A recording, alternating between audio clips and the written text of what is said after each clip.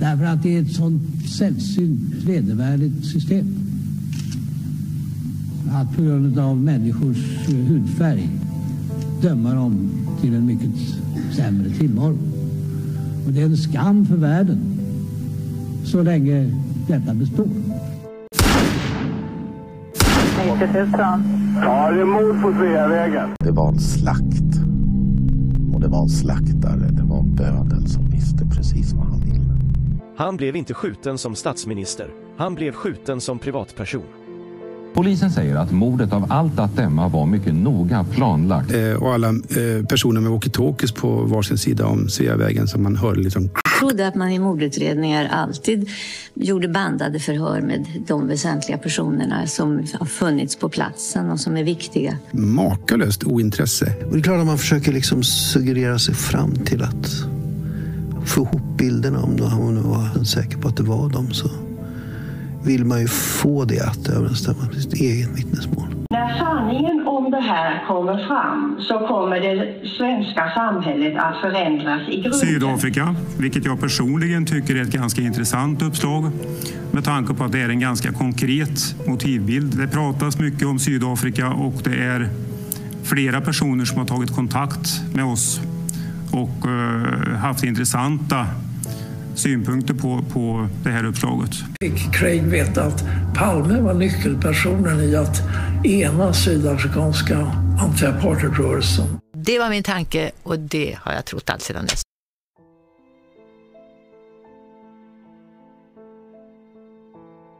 I förra delen gick vi igenom mycket av det som Kari redovisade i de 4 poddavsnitten. Det gav en mycket intressant uppföljning till Karis erfarenheter så lång tid efter boken släppts och vad som sedan hände i efterspelet.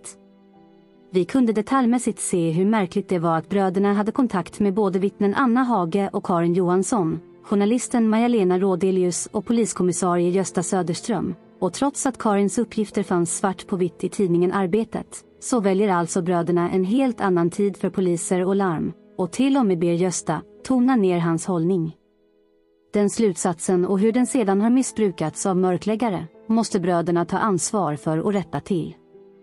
Det är alltså otroligt viktigt att ifrågasätta konkreta uppgifter i sin kontext, speciellt som vi vet att de är felaktiga, och de rätta uppgifterna fanns tillgängliga, nära till hands. Det är här som vittnespsykologisk kunskap alltid är en trygg grund, för att förstå både uppgifter, personer och kontext, är så avgörande för att förstå bakomliggande motivbilder. Vi fick även reda på hur poddens båda programledare redan 2018 försökte övertyga Kari om att Engström minsann kunde springa mjukt som en panter, trots att det mer talar för en yrkesmördare från södra Afrika. I denna del kommer vi direkt att fortsätta med genomgången av de uppgifter som Kari lämnar i de 4 poddavsnitten. Så när Kari får frågan om Sydafrika, så är det aldrig något som han har trott på. Vilket även blir tydligt i boken när de dryga 800 sidorna max innehåller ett 10-tal sidor om Sydafrika, varav flera handlar om oskyldiga Bertil Vedin som beskrivs och hängs ut i media. En viktig förmildrande aspekt tidsmässigt är att kockbomben först detonerade 1996, då boken redan var släppt. Då hade inte bröderna längre möjlighet att väga in all denna information i sammanhanget. Ett rimligt antagande är också att i slutet på 96, efter alla turer och tiden de lagt på boken, så var de nog rätt trötta på Palmemordet. Samtidigt är det märkligt. Sydafrika fanns på tapeten väldigt tidigt både kring utredningen och media. Många av de poliser som bröderna tar upp i sin bok är de som varit i Sydafrika på utbildning och träning. Varför skulle inte en koppling finnas där? Om nu Kari har ett så övertygande ointresse för Sydafrika även 2018, så är frågan hur mycket bröderna tog in om allt det som hände 1996, när samma personer omtalades i media. Frågan blir verkligen då om Sydafrika var en bortvald avgränsning redan när boken skrevs, precis som andra viktiga detaljer. Eller hade de bara rent mentalt bestämt sig i samband med boksläppet att de redan berättat sin version och nu vägrar ta in nya uppgifter som dyker upp? Precis det som verkar drabba bokskrivande tomtar som vägrar backa från sina parasiterande böcker trots att mer rimliga och trovärdiga avslöjanden kommit fram på senare år. Hedberg, Dammegård, Stocklassa, Flygare. Tyvärr är det bara konstatera att intresset för Sydafrika rimligen gjorde att bröderna aldrig ens var riktigt i närheten av lösningen. Så, en summerad och rimlig förklaring är just fokuset för deras egen del, låg på det konkreta, kring band och tider, som slukade det mesta av tiden, men även att de möjligtvis leddes in på just det, för att peka ut polisen, istället för det verkliga. Det blir svårt att urskilja det medvetna och omedvetna i den distinktionen. Men det finns faktiskt en uppgift som är mycket intressant, och som Karin nämner i något av poddavsnitten. Som handlar om att han fick intrycket av att Säpo försvarade den sydafrikanska regimen när det gäller sprängningen mot ANCs kontor. Det är fantastiskt hur Kari kan bjuda på den och faktiskt dra helt korrekta slutsatser som skulle kunna ha lett in honom på vägen att Sverige hycklande hade en officiell version av konflikten i Sydafrika, medan myndigheters agerande talar för en helt annan. Vi läser från Inuti labyrinten på sida 733. ANC arrangerade sprängningen av sitt kontor i Stockholm. Den 8 september 1986 utsattes ANCs kontor på Gamla Brogatan i centrala Stockholm för ett bombattentat. Bomben var ganska kraftig. Det var rena turen att ingen människa omkom. I media misstänkte man naturligtvis Sydafrika. Apartheidregimens agenter hade varit i farten igen. Stefan Borg och Thomas Kanger påstod till och med i Aftonbladet den 26 maj 1987 att polisen misstänkte Bertil Wedin, tidningen namngav honom dock inte, för inblandning i både bombattentatet och Palmemordet. Enligt polisuppgifter till Aftonbladet är den 46-årige svensken misstänkt för att ha deltagit i planeringen inför ANC-attentatet. Enligt samma poliskretsar är 46-åringen också intressant i Palmeutredningen. Polisen tror att 46-åringen trots sin nyfunna tillflykt på Cypern ibland befinner sig i Sverige, eventuellt under någon annan identitet. Så sent som för några dagar sedan befann sig svensken i Oslo, men Aftonbladet lyckades inte få kontakt med honom. Trots de här påstådda misstankarna lades utredningen ned på våren 1988. Officiellt hade polisen inte lyckats få fram vem eller vilka som låg bakom bombattentatet. Inofficiellt hade man dock sina misstänkta och dit räknades definitivt inte Bertil Wedin. TV-programmet 20.00-reporter Roland Niklasson hade pratat med Säpomannen Björn Erlandsson som utredde sprängningsattentatets politiska sida. Denne sade: "Det är min personliga hypotes att ANC arrangerade sprängningen. ANC hade tecknat ett hyreskontrakt för en ny lokal 3 veckor innan sprängningen, och det är ju en intressant omständighet. En märklig inställning som Erlandsson ingalunda var ensam om. Kriminalinspektören vid Stockholmspolisen Sune Tillström, som utredde sprängningen, var av samma uppfattning och angav som motivat: ANC behövde publiciteten för det var några hängningar på tapeten i Sydafrika. Christer Hansen, en av cheferna på Säpos terroristrotel, delade sina kollegors övertygelse. Han vidareutvecklade också hypotesen att ANC själva ordnade sprängningen. För Niklasson, ANCs chefsrepresentant i Sverige, Lindiwe Mabuza, var givetvis upprörd över de här anklagelserna. Mabuza: "Polisen måste erkänna att de fått idén någon annanstans ifrån. Den är inte svensk. Den har inte uppstått i det här landet." Niklasson: "Ni menar att de har fått idén från Sydafrikas säkerhetspolis?" Mabuza: "Ja, det tror jag. Det är en sån där förvriden idé som är typisk för Sydafrikas polis." Dåvarande utrikesministern Sten Andersson intervjuades också. Andersson: "Om de inte har bevis då är det taget ur luften. Eller också har man på något sätt tagit intryck utav vad sydafrikanerna i regel brukar säga i såna här sammanhang." Niklasson: "Tror du att svenska poliser skulle kunna tänka sig att gå Sydafrikas ärenden på det här sättet?" Andersson: "Nej, det har jag svårt. Det har jag svårt att tro. Jag vill helst tro att polisen fortsätter att försöka klara upp vad som verkligen hände. Att klara upp vad som verkligen hände förblev en from förhoppning. Utredningen lades ned. Lindiwe Mabuza hade tidigare varit förvånad över hur motvilligt polisen utrett inbrottsförsök i ANC-kontoret. Hon såg klarare nu. Jag trodde ända tills nu när de började anklaga oss för att försöka döda oss själva, vilket är så förvridet att de var oskuldsfulla för att de levt avskärmade så länge från våldet i andra delar av världen. Att det inte satt djupare än så, en viss naivitet som berodde på okunnighet. Hade Mabuza, utrikesministern och journalisterna haft ens rudimentär kunskap om det internationella underrättelsesamarbetet skulle de inte ha varit förvånade.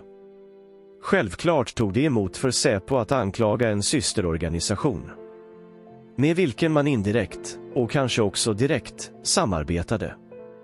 Säkerhetstjänsterna i det västliga underrättelsekomplexet håller varandra om ryggen. Därför finns definitionsmässigt ingen statsterrorism som emanerar från något västland. Hade Iran eller något arabland bedrivit en liknande kampanj med bombattentat och mord som Sydafrika gjorde i Västeuropa under 80-talet skulle landet omedelbart ha stämplats som en terroriststat. Men icke apartheidregimen. Polisen brydde sig knappt om att utreda attentaten, för det handlade ju om interna uppgörelser inom ANC.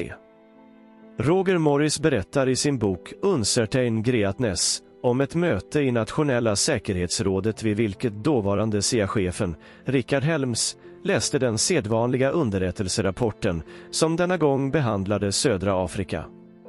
Morris skriver: So transparently pro-white was the CIA presentation, so disdainful of black African opposition, so reflective of the views of the white security services on whose reports CIA analysis was based, that at one point even the customarily cynical Kissinger passed a puzzled note to an aide. Why is he doing this? At the one-word reply, clients, he gave a knowing scowl. CIAs underrättelserapport var alltså så färgad av apartheidregimens synsätt att till och med den normalt så cyniska Henry Kissinger höjde på ögonbrynen. Notera också att Morris skriver att CIAs analyser helt baserade sig på rapporter från de vita säkerhetstjänsterna. Den här episoden är intressant som en parallell till svenska Säpos förvridna analys av sprängattentatet på Gamla Brogatan. Man förstår att den analysen inte är någon konstig anomali utan västvärldens underrättelseorgan delade helt enkelt Boss världsbild.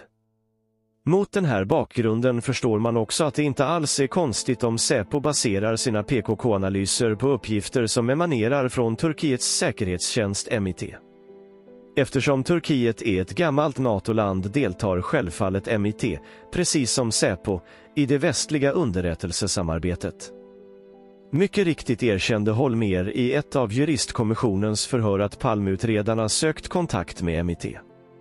Erkännandet är fortfarande hemligstämplat men avslöjades av Jörn Svensson när den hoppade av parlamentarikerkommissionen just på grund av att parlamentarikerna inte var betrodda att se alla juristkommissionens handlingar som berörde Säpos samarbete med MIT.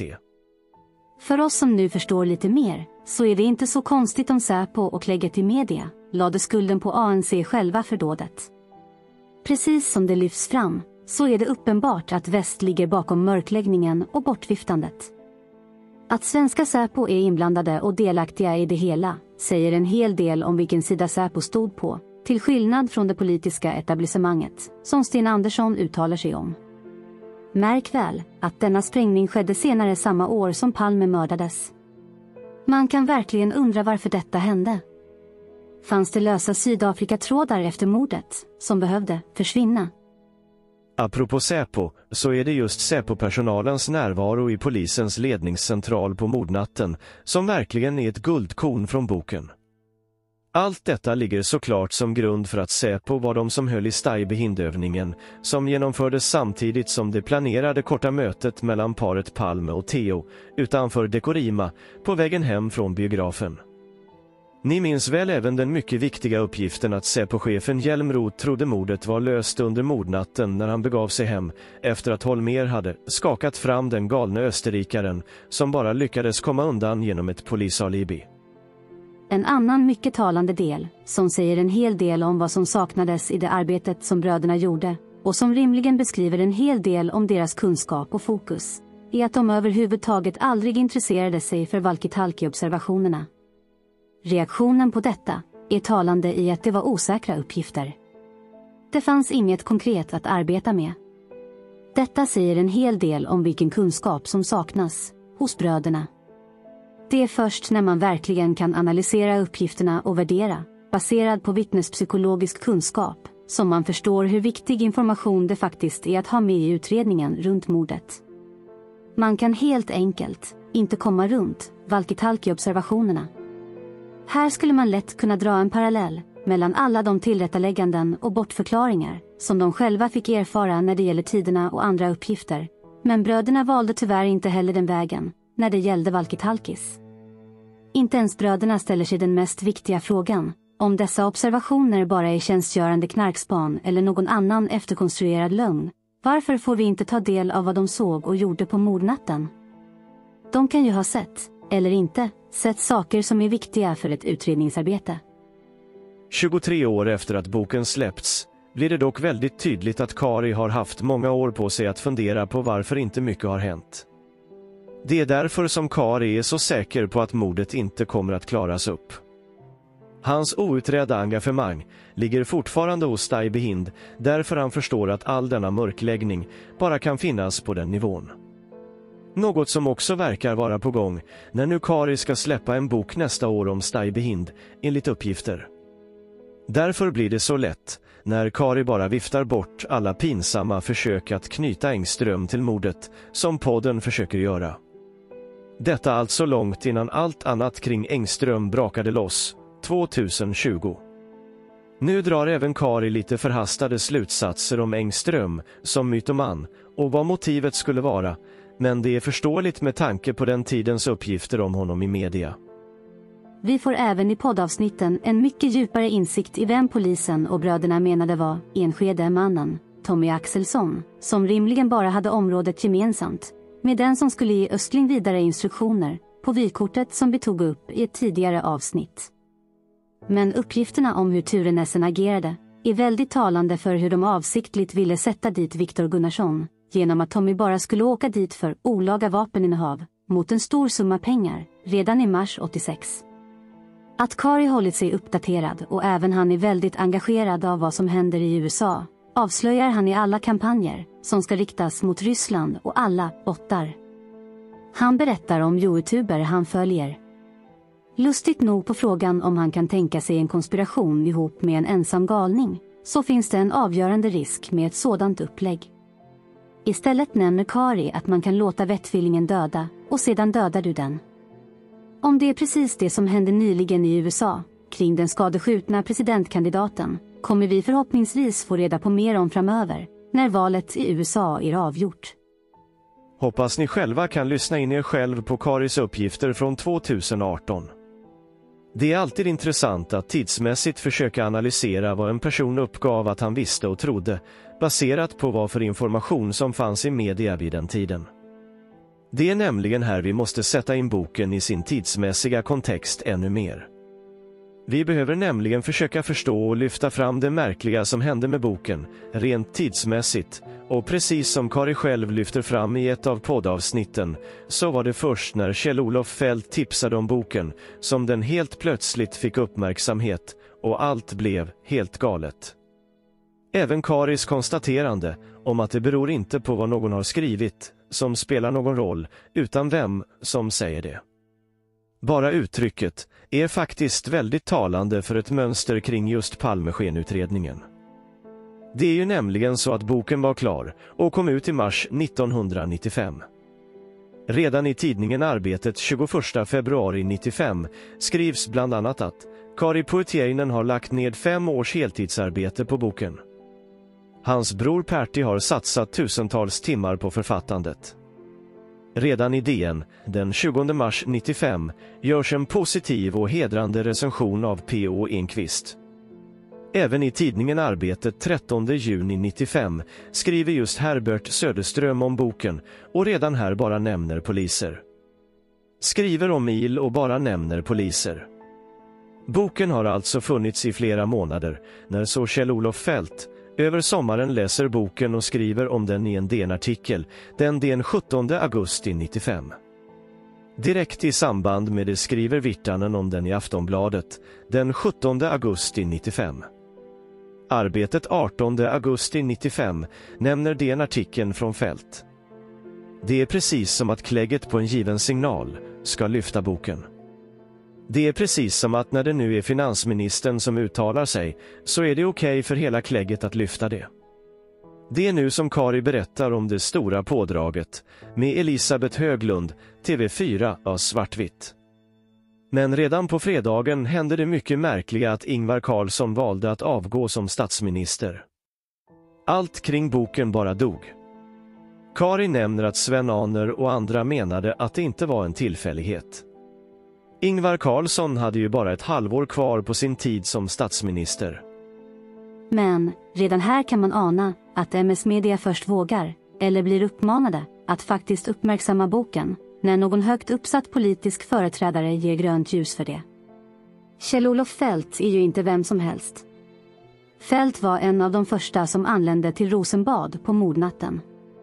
Feldt var med på sjukhuset. Att Feldt inte skulle veta om sanningen bakom mordet och mörkläggningen finner jag i alla fall totalt orimligt. Ett ytterligare belägg, menar jag, finns i Feldts egen bok, som handlar just om alla hans dagar i regeringen från 1982 till 1990, men just när man i kronologisk ordning, efter att varit otroligt detaljerad i alla turer med bland annat statsministern Olof Palme, skriver han kallt. Om mordet på Olof Palme och tillkomsten av Ingvar Carlssons regering har så mycket skrivits och berättats, att jag känner att jag inte har något att tillägga utom på en punkt, nämligen omständigheterna kring valet av ny partiordförande. Skälet till att jag överhuvudtaget berör dem i denna berättelse är främst att vissa skribenter påstått att jag ansåg mig själv vara kandidat till posten, men utmanövrerades av den kloke Sten Andersson och den elake Stig Malm. Feldt fortsätter sedan att beskriva hur Ingvar Carlsson tog Feldt åt sidan efter mordet och undrade om inte Feldt var den som var bäst lämpad att föra den befintliga ekonomiska politiken vidare. Men Feldt tyckte att Ingvar Carlsson var den bäst lämpade, men att Feldt skulle backa statsministern till 100%. Men att han i utbyte inte krävde mer än att han stöttade Feldt med 95%. Att Feldt totalt undviker händelserna runt mordet så kategoriskt säger en hel del om att han inte ville trampa i klaveret. Då är det bara enkelt att bara undvika den tiden. Men blir det verkligen rimligt att skriva en detaljerad bok på nästan 500 sidor, som även innefattar just tiden för mordet, och inte ta upp det? För mig säger det en hel del om vad Feldt visste om och inte ville avslöja. Att han dock backar Ingvar Carlsson i just det läget, efter mordet, menar jag dock på att hela den märkliga hanteringen runt boken och artikeln i DN handlade just om en helt planerad manöver, att blanda bort korten.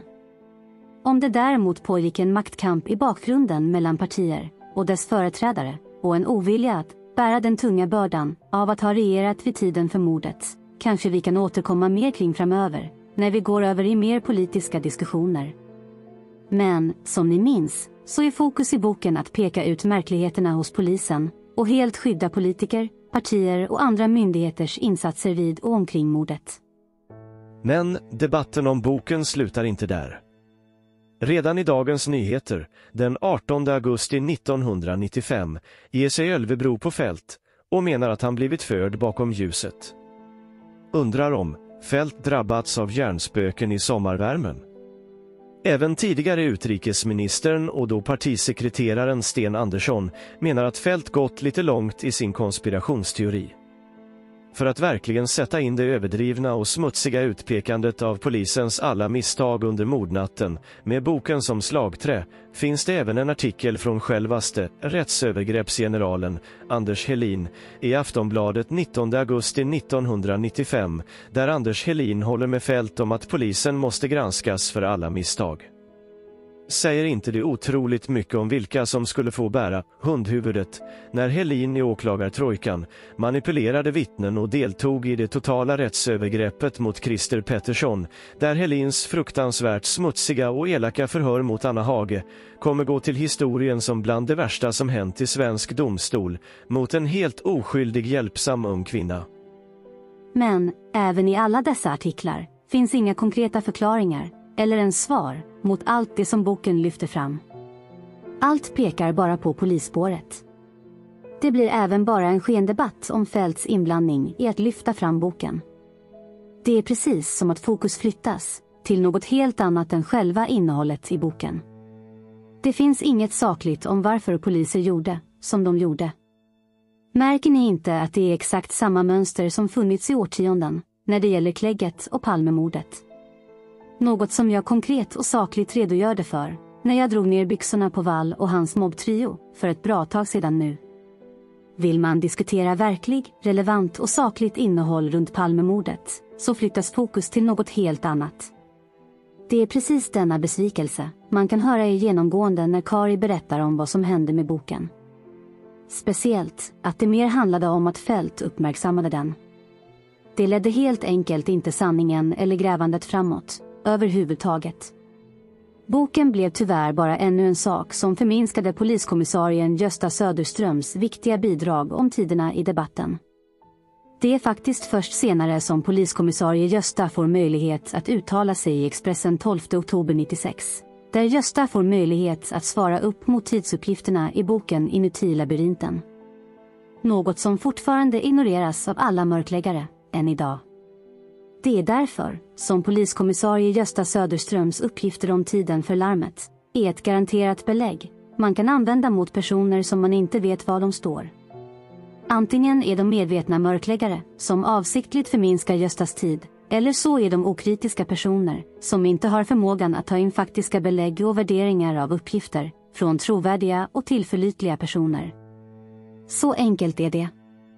Vi kommer framöver att redogöra för fler sådana viktiga vattendelare när det gäller Palmemordet. Ni har kanske även sett hur allt presenterades i Rapport den 17 augusti 1995. En av Olof Palmes närmaste medarbetare, Kjell-Olof Feldt, kräver idag att det så kallade polisspåret utreds på nytt. Detta efter att den förre finansministern läst en bok av ett par privatspanare. Förre finansministern Kjell-Olof Feldts inhopp i debatten är det kanske mest uppseendeväckande som hänt på länge när det gäller utredningen kring mordet på Olof Palme. I en krönika i Dagens Nyheter idag tar Feldt upp den kanske känsligaste delen i hela mordutredningen, nämligen det så kallade polisspåret. Bland annat hur polisen skötte sitt arbete under de första timmarna efter mordet. Det var sedan han i sommar läst den 800 sidor tjocka nyutkomna boken om Palmemordet skriven av bröderna Kari och Pertti Puutiainen som Feldt började fundera på om allt verkligen gått rätt till hos polisen. Det är bokens skildring av mordnattens händelser och anknytande polisaktioner som skapar den riktigt obehagliga känslan av att hela sanningen inte kommit fram, skriver Kjell-Olof Feldt. Boken har tvingat mig att börja fundera över om min tillit till myndigheters lojalitet mot sin egen stat är så välgrundad som jag vill tro. Det krävs ett visst mod att sticka ut hakan på det här sättet som han har gjort. Han kan ju inte vara 100% säker på att allt som står i den här boken är riktigt. Va? Och jag är imponerad av honom. Det behöver inte vara mer än en handfull poliser som på något vis kanske har fått instruktioner om att de ska vara passiva i det här läget.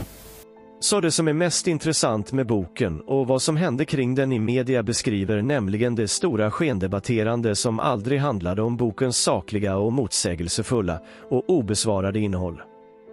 Utan det folkbildande blir att boken först blev upplyft i media när Kjell-Olof Feldt skrev en artikel i tidningen som det märkligt nog blev rabalder om den. Något som märkligt nog följdes av både personer på tak till statsministern Ingvar Carlssons bostad och att Ingvar själv haltandes avgick kort efter händelserna. Vi läser lite hur Vaken.se sammanfattar det märkliga när Feldts artikel i DN fick sådant genomslag. Feldt påpekade att det var viktigt att den nytillträdda tredje kommissionen som skulle granska Palmeutredningen på allvar studerade det så kallade polisspåret. Det här dramatiska utspelet fick ett stort genomslag och uppmärksammades även på tv-nyheterna samma kväll.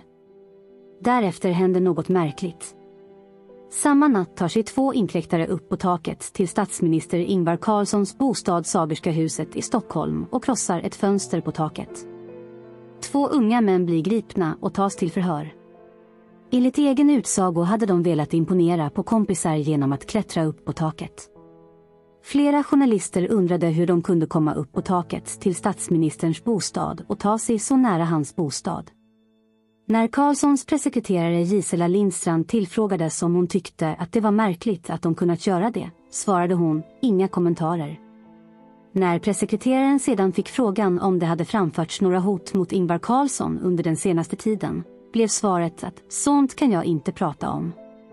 Morgonen därpå meddelar statsminister Ingvar Carlsson, helt utan förvarning, att han avgår. I de politiskt korrekta konspirationsallergikernas värld har detta beslut självfallet inget som helst att göra med vare sig det nattliga besöket på taket eller Kjell-Olof Feldts artikel. Måhända har de rätt, men låt oss studera lite bakgrundsfakta kring turerna runt avgången.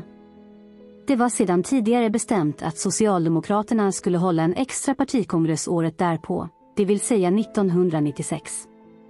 Den här extra kongressen skulle diskuteras på det socialdemokratiska partistyrelsemötet som annars hade det kommande valet till EU-parlamentet som centralfråga. Carlsson hade själv sagt att det vore lämpligt att lämna besked i samband med partistyrelsemötet. Så blev alltså inte fallet. Carlssons plötsliga avgång kom istället helt oannonserad och mitt under partikampanjen inför valet till EU-parlamentet. Mest notabelt, beslutet om att avgå kom dessutom utan att det på något sätt var självklart vem som skulle bli hans efterträdare. Faktum är att det inte ens fanns en valberedning som kunde börja jobba med frågan. Allt i ett läge när sossarna till råga på allt hade dåliga opinionssiffror. I sin memoarbok, Så tänkte jag, hävdar Ingvar Carlsson att han redan på eftermiddagen den 17 augusti stämt möte med kungen samt informerat talmannen Thage G. Peterson och en mycket förvånad Birgitta Dahl om sina planer. Det skulle i så fall utesluta ett samband med nattbesöket, men inte nödvändigtvis ett samband med Kjell-Olof Feldts artikel. Författaren och journalisten Gunnar Wall menar att det måste ha varit mycket besvärande för Ingvar Carlsson när hans gamle politikerkollega Feldt saluförde bröderna Poitiers en bok i Sveriges största morgontidning. Det var ju Carlssons regering som hade haft ansvaret för att mordutredningen skulle fungera de första åren, och det var hans regering som åter haft ansvaret sedan 1994. Carlssons inställning var ju att skapa ett förtroende bland medborgarna om att arbetet bedrivits på ett riktigt sätt. Att man gjort allt som kunnat göras. Något som i sin tur förutsatte att svenska folket inte hade några obekväma föreställningar om att sanningen bakom Palmemordet kunde tänkas ligga i polisspåret. Det här var, påpekar Wall, långt känsligare än vad som framgick av Feldts artikel. Det illustreras bland annat av att om man börjar rita diagram över personliga kontaktnät blir det inte många steg mellan Ingvar Carlsson själv och en av centralfigurerna i polisspåret. Carl Gustaf Östling, skriver Wall. Östling, av alla människor, hade utfört hemliga uppdrag åt Ebbe Carlsson. Ebbe hade i sin tur haft ett nära samarbete med Säpo-utredaren Carl Lidbom. Och Lidbom, slutligen, hade varit en av Ingvar Carlssons viktigaste politiska rådgivare under det sena 80-talet. Dessutom kan man också rita in fler personer i samma diagram på ett sätt som kompletterar bilden, berättar Wall. Exempelvis hade Hans Holmér direktkontakt med såväl Östling som Ingvar Carlsson. Det fanns alltså, fortsätter han, alla skäl för Ingvar Carlsson att bli nervös över vad Feldt nu tagit sig till med. Hans krönika skulle ju kunna bli början på så mycket mer. Man skulle nästan kunna spekulera i om allt detta bara var ett PR-trick för att både flytta fokus från politikernas inblandning samtidigt som man ännu en gång lade skulden på enskilda poliser som betett sig så märkligt under mordnatten. Att kommissionen skulle lägga energin på att granska dessa uppgifter som gjorde att boken skulle hinna bli klar till dess. Att PR-tricket med Feldts inblandning, han som skulle stötta Carlsson till 100%, handlade om den kommande skendebatten mellan honom och Carlsson som skulle tvinga Carlsson att kliva åt sidan. Var det till och med så att det fanns en motsättning politiskt mellan partier och dess företrädare, eller till och med inom sossarna att fortsätta mörklägga, och att Carlsson demonstrativt klev åt sidan med folkets sympatier efter männen på taket bara för att tysta en opposition eller meningsmotståndare som absolut inte ville kliva fram och vara den som avslöjade Sverige absolut största rättsskandal genom tiderna. Blir då inte brödernas bok bara ett utnyttjat verktyg i PR-tricket, vilket verkligen förklarar Karis frustration om att själva innehållet i boken aldrig lyftes och diskuterades i MS Media? Är det den frustrationen man anar i Karis senare utläggningar, när han kommit till insikt om när bröderna och deras livsverk bara utnyttjades som nyttiga idioter i den politiska smutsiga kontexten som den blev indragen i mörkläggningens soppa? Ännu en gång, det var inte när boken släpptes som den fick uppmärksamhet. Det var när Fält bara tyckte att boken var intressant som MS Media och politiken kom igång och skendebatterade. Nu när vi väl förstår hur tidig mörkläggningen var mordet och förstår det bakomliggande säkerhetspolitiska motivet till hela mörkläggningen, så förstår vi att alla de poliser som var inblandade i mordnattens händelse bara försökte få ihop ett händelseförlopp där 6 minuter direkt efter skotten skulle trollas bort och att händelser som faktiskt hände inte fick ha hänt. Det är en omöjlighet, och de vet om. Det är precis det som avslöjas i reaktionerna och svaren. Det är nämligen det som så uppenbart avslöjas med hela boken. Det som vi tidigare tagit upp så många gånger nu, det är reaktionerna och utsagorna som de bakomliggande motiven avslöjar sig. I detta fall är det avsaknaden av vettiga och rimliga förklaringar. Att ingen är intresserad av att reda ut missförstånd eller diskrepanser i detaljer eller händelseförlopp. Ingen är villig att förklara eller försvara sin heder, eller sitt felaktiga, eller dumma agerande. Därför att alla vet att situationen är omöjlig att reda ut. Motsägelser mellan olika personer om vad som hänt eller sagts kommer aldrig att gå ihop. Därför att det finns ett verkligt händelseförlopp som måste hemlighållas och ett tillrättalagt, som är omöjligt. Det är därför som motivet och mönstret i formuleringarna hos de flesta finns att hämta i att det är så jag uppfattade det. Det är vad jag minns. Det är min uppfattning. Säger någon annan något annat, får det stå för dem. Ingen som helst vilja att försöka reda ut, förklara eller försvara sig. Nu gäller det verkligen inte att missförstå ett försök till sammanfattande resonemang. Boken är fortfarande en fantastisk redogörelse i alla de uppgifter som finns i den. Utsagorna och svaren, till och med de olika uppfattningarna, är väldigt avslöjande för att man ska kunna dra slutsatser om det verkliga händelseförloppet på mordkvällen. Vi har redan redogjort för hur planerna kring polisernas inblandning i händelseförloppet under mordkvällen har kunnat avslöjas genom IM-listor och uppgifter från personalen i polisens sambandscentral. Hur polis satt i sin privata bil på Sveavägen och övervakade mötet mellan paret Palme och Theo, och att det som hände kort därefter snabbt rapporterades in. Hur en kommissariebil tidigare på kvällen fått repeterutrustning monterad i bilen för att kommunikationen mellan walkie-talkies runt mötesplatsen fungerat som den skall. Men det viktiga är att förstå vad motivet till att skriva boken var, i vilken kontext informationen gavs och vilka som omgärdade innehållet i boken. Men framförallt vad som väl lyfts fram och det som inte lyfts fram. Allt lägger nämligen skulden på polisen. Det finns inte mycket grävande i hur politiker varit inblandade i händelseförloppet. Tidsmässigt är det verkligen mycket som händer runt Palmeskenutredningen under 1995 till 96. Och vi kommer i nästa del ta vid i denna era, eftersom det även dyker upp en tysk dokumentär som ännu mer fyller på allt som har med poliser att göra och som bröderna Poetiainen blir indragna i.